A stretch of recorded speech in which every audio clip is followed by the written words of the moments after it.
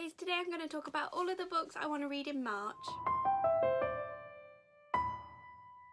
I'm really hoping March is going to be a great reading month. For some reason I've just got a really good feeling about it. I feel like I'm going to read a lot and I think my TBR reflects that optimism. The first book I want to quickly mention is A Court of Wings and Ruin, because as I mentioned in my January and February wrap up, I am about 500 out of 700 pages through this, so I need to finish off the last, I say little bit, 200 pages is quite a lot, but it feels like a little bit because this book is so huge and I feel I'm going to read the ending really quickly, so I'll be wrapping this up in my March wrap up and let you know my final thoughts on it. And then there's two things I want to read this month that I kind of have to read, but I'm okay with it because I'm hyped to read them.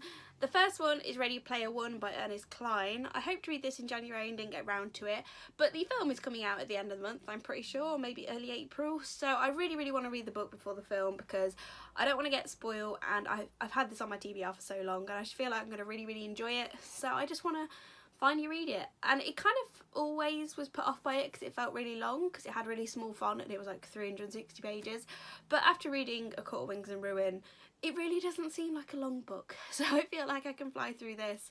I'm pretty sure you guys know what it's about. It's like a futuristic virtual reality world that people escape to, and it seems really interesting.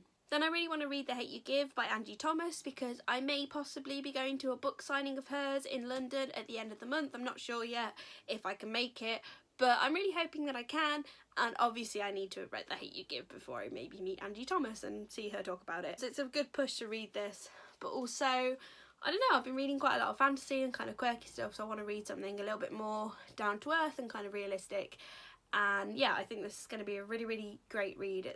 Everyone's hyped it up for me, but I think I'm going to enjoy it. Then I want to read Orange Volume 2 because I read Volume 1 in February and really enjoyed it, and I just need to know what happens because I feel really connected to all these characters, and I just have a feeling this is going to break my heart and I don't really know if I'm ready for it, but it needs to happen. And this is huge, but it's probably only going to take me a few hours to read, so I definitely think I can get around to this. Then I want to reread Giant Days Volume 2 because I started rereading this last month. I read Volume 1, really enjoyed it, and I now have quite a few new volumes that I need to catch up with, so I'm just slowly rereading these, but I don't want to spread them out too long because for some reason with graphic novels it's really easy to forget what happens, so I don't want this to happen with Giant Days. And the next one Amy is going to be really happy about because I don't know why I suddenly want to pick up this book, but she's going to be over the moon. That is I'm the Messenger by Zusak. I just really fancied kind of a fast-paced mystery type book, and I did read about half of this once. Me and Robin were reading it together, but then we just kind of stopped. I just wanted to read it physically, like properly, and it's really not a long book. It's like 350 pages with big font, so I feel like I can fly through this, and hopefully I'll really enjoy it because it's one of Amy's favourite books and everyone talks about it, and I enjoyed what I read of it before, and I don't know why I haven't finished it yet. And the last book I hopefully want to get around to this month, if I manage everything else, is All That She Can See by Carrie Fletcher, because I just bought this lovely paperback signed copy of it, but I do also have the hardback. And yeah, I don't know, I just wanted another book and I've got a newfound interest for this, and I would really like to read this before her third book And the Curtain Falls comes out in like the summertime. So yeah, I just feel like I'm just in the mood for this. I think I was put off because there was kind of mixed reviews, everyone saying the first half is really good and the second half's a bit meh.